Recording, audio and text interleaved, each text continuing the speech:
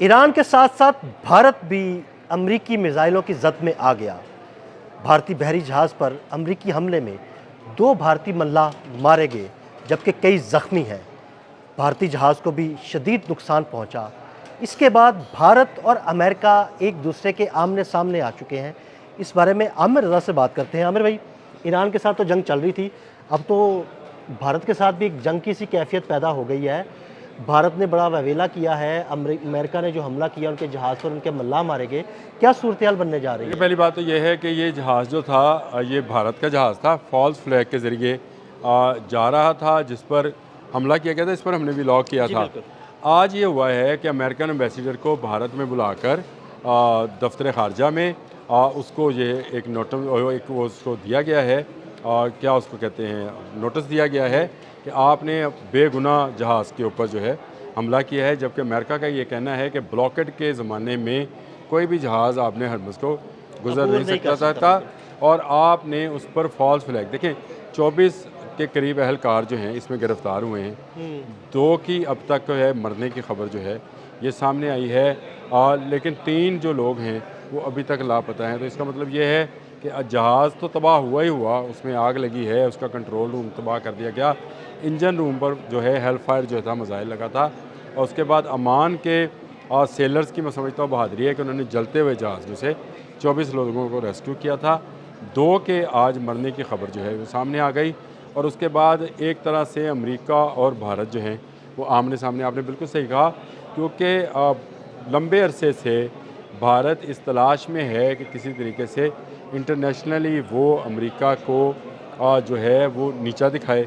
और उसकी बुनियादी वजह यह है कि डोनाल्ड ट्रंप हर तकरीर के अंदर पाकिस्तान के फील्ड मार्शल हाफिज़ असम मुनीर, पाकिस्तान के प्राइम मिनिस्टर शहबाज शरीफ, उनके मुतल्लिक बात करते हैं कि दुनिया में अमन के लिए अगर कोई कोशिश कर रहा है तो ये 2 शख्सियात हैं। ये भारत को हज़म हो नहीं पा रही है बात। दूसरा, अमेरिका ने टैरिफ लगाए हैं इंडिया का भारत पर टैरिफ लगाए हैं और टैरिफ की वजह से वहाँ की ट्रेड जो है ख़त्म हो रही है। बल्कि डोनाल्ड ट्रंप का ये बयान था कि जो अमेरिकन कंपनी भारत में काम कर रही हैं या वहाँ पर वो लेबर हासिल कर रही हैं, मैं उनसे कहूँगा कि वापस अमेरिका आ जाएं, अपना सब कुछ समेटे, अमेरिका आ जाए और यहाँ पर आ जाएं। अब ये असल मामला है क्या? असल मामला ये है, अगर आपको याद हो तो 1 माह की छूट दी गई थी भारत को कि वो ईरान और रशिया से तेल ले लें। जी बिल्कुल। ये 1 दिन पहले ये मियाद ख़त्म हो गई। वो 1 माह जो दिया गया था उसमें भारत ने जैसे सेल का माल लूटा नहीं जाता, लुट मचा दी। और उसने नहीं देखा किस कंपनी का जहाज़ है, किस कंपनी का स्टाफ है, क्या नहीं है। उसने कहा कि 1 माह में अगले 6 माह का तेल आप हासिल करके आ जाओ।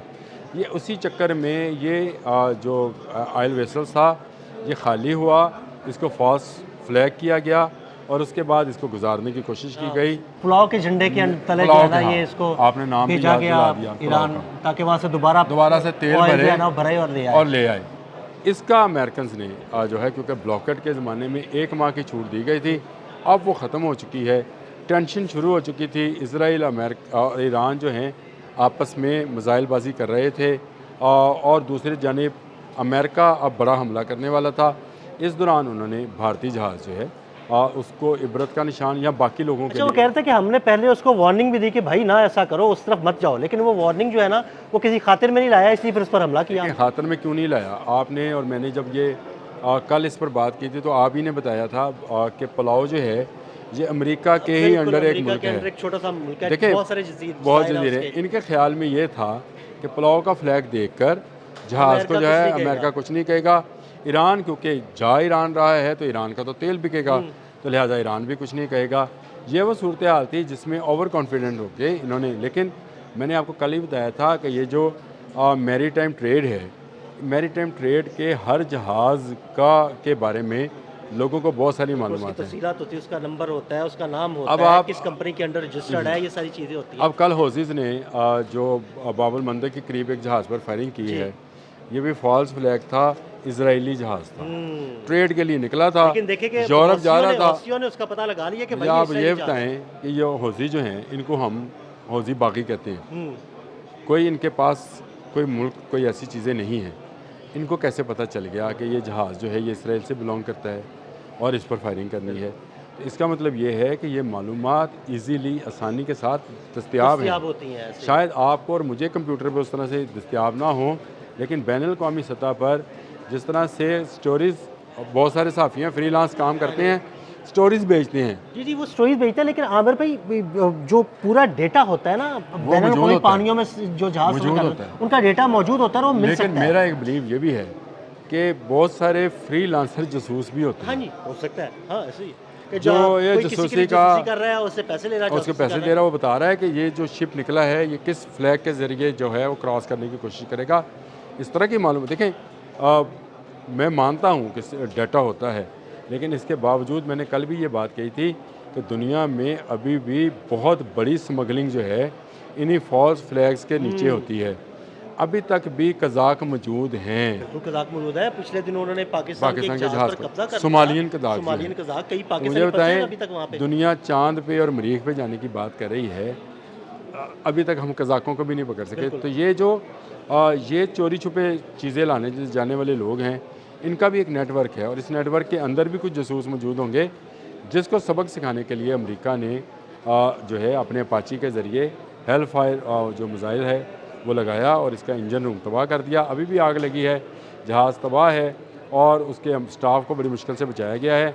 2 के हलाक होने की खबर है, ये अल जज़ीरा ने दे भी दी ये स्टोरी और उन्होंने बताया कि 3 अभी भी लापता हैं और फिर अमेरिकन सफ़ीर को बुलाकर भारत ने अपना एहतजाज रिकॉर्ड किया है। एहतजाज ही रिकॉर्ड किया, बाकायदा वावेला किया। वावेला किया होगा, वावेला किया होगा, लेकिन मैं आपको बता दूं ये जंग अब जिस हौलनाक सिचुएशन में चलती जा रही है, तजारत तो बिल्कुल आप बंद ही समझे। हमारे वाकई तजारत बंद तजारत समझे कि बिल्कुल बंद है। मुझे तो लगता है कि ये एशिया, यूरोप, ये दोनों तो बहुत ज़्यादा सफ़र करेंगे। अफ्रीका भी, अफ्रीका, ऑब्वियसली अफ्रीका भी। अफ्रीका भी, बिल्कुल। ये तीनों जो हैं ये बहुत सफ़र करेंगे। एशिया के वो ममालिक बचेंगे जो जैसे रशिया है, जिसके पास अपना तेल है, अपनी गैस है, बिल्कुल। वो शायद इससे बच जाएं। बाकी तो पूरा यूरोप आपको और अफ्रीका और एशिया जो है वो आपको मैं समझता हूँ कि महंगाई में डूबता हुआ नज़र आएगा। इवन मैंने अभी जापान के मुतल्लिक मैं देख रहा था कि वहाँ महंगाई बढ़ रही है। डोनाल्ड ट्रंप, अब मैं उसको क्या कहूँ, उसने कहा आई लव इन्फ्लेशन में जो भी महंगाई होती है, मैं तो इससे मोहब्बत करता हूँ। हाँ, तो करता है मोहब्बत, तो फिर देखे ना अब अमेरिका देखे में ना, भी उसको जब इन्फ्लेशन ये जो है ना सवाल वो किया गया। ये बहुत ज़्यादा बढ़ रही है। अब जब इससे ये सवाल किया गया कि आपने हरमज़ के अंदर कार्रवाइयों से महंगाई एक मरतबा फिर जो है ऊपर जा रही है, तो उन्होंने कहा तो मैं तो इससे मोहब्बत करता हूँ। तो आप इसका माइंडसेट चेक करें इस बंदे का या इस शख्स का, उसको दुनिया में रहने वालों की कोई फिक्र परवाह नहीं है। कोई फिक्र नहीं है, लोग मरते हैं, मरे। और ईरान, मैं आपको बताऊं, ईरान शायद सर्वाइव कर जाएगा, मिडल ईस्ट बिल्कुल मारा जाएगा। ये सारे ट्रेड बंद, तेल की ट्रेड, जब तेल की ट्रेड नहीं होगी तो पैसा कहाँ से आएगा? पैसा भी, और वो उनके वहाँ तो डिस्प्रिन भी नहीं बनती है। मैं एक छोटी सी दवाई का नाम ले दिया, चला दें आप भी, लेकिन वहाँ पे एस्प्रिन की भी एक गोली जो है नहीं बनती है, बाहर से आती है। उनके पास साबुन नहीं बनता है, बाहर से आता है। उनके यहाँ जो गंदम, दालें, खाने पीने की सारी अशिया बाहर से आती इवन हैं, गोश्त, अजनास, मुर्गियाँ सब फल, बाहर से आते हैं। सब्जियाँ सब बाहर से आता ये है। ट्रेड बंद हो गई है भाई, उनकी ट्रेड बंद हो गई। रास्ता इस तरफ वाला बाबल मंदब वाला बंद हो गया, इस तरफ आपने हरमज़ बंद हो गई। उनका तेल आपने हरमज़ से गुजरता है, उनके सामान तईश या याशी का सामान यूरोप से इस तरफ को आता है।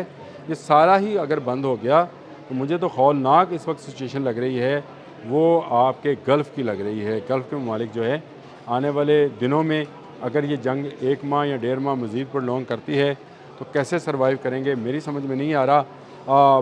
भारत जैसे मुल्क जो हैं, जो अभी तक ये कह रहे थे कि उनके वहाँ से उनके पास वाफर तेल है, क्योंकि ये रशियन और ईरानी तेल था, इस जहाज़ पर हमला करके अमेरिका ने बता दिया कि आपके लिए वो सहूलत जो है वो ख़त्म हो गई है। अब जो जहाज़ या रशिया का या ईरान का या किसी मुल्क का भारत के लिए तेल लेकर जाएगा, अमेरिका उसे तबाह कर जाएगा। बहुत शुक्रिया आमिर भाई ने इस सारे मामले पर बड़ी तफसील के साथ रोशनी डाली।